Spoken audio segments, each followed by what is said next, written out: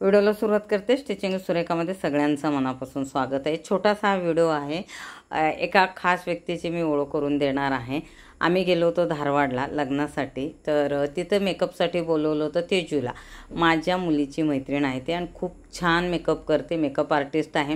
पिक्चरमध्ये पण ती बऱ्याच जणांचे मेकअप करते, ते वेगळ्या पद्धतीने। तिची ओळख करून देते, तिची डिटेल माहिती मी खाली देणार आहे।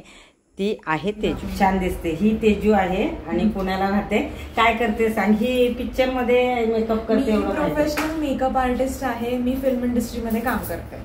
तू असं तुला इथे आम्ही घाईत घेतो, म्हणजे श्रद्धाची मैत्रीण आहे, खूप जवळची मैत्रीण आहे। असंच बसमध्ये ओळख झाली होती।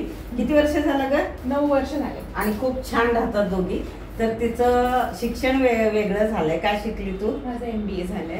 हा, बीकॉम केली ना? MBA बीकॉम करून माझं MBA झालंय। पण ती ह्या लाईनीत कसं गेली मलाही माहिती नाही, पण भरपूर ऑर्डर असतात।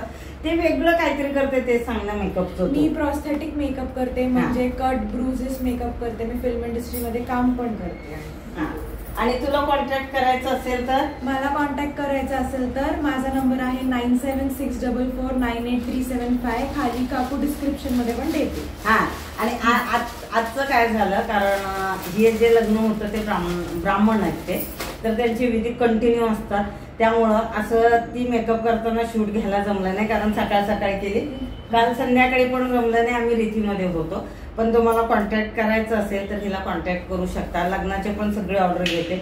नॉर्मली बाकीचे नॉर्मली पार्टी, ब्रायडल शॉवर सगळे ऑर्डर्स मी घेते। प्री वेडिंग वगैरे काय असेल तर तुम्ही कॉन्टॅक्ट करू शकता। माझं इंस्टाग्रामचं लिंक पण असेल खाली आणि माझा नंबर पण असेल। आणि आधी सांगावं लागतं, महिना शूट साठी जाते ती।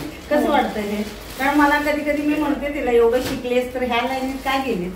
असंच हे बघा उत्तर कसं आहे यांचं। परत आम्ही व्यवस्थित भेटू तुम्हाला। अशी एक दिसत रे।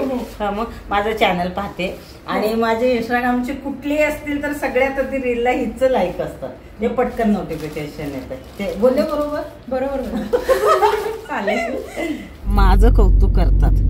काय कौतुक करतात, कारण की तुम्ही ह्या एज मध्ये कन्सिस्टंट आहात, तुम्ही कंटिन्यू करता तुमचं घर आणि हे सगळं सांभाळून।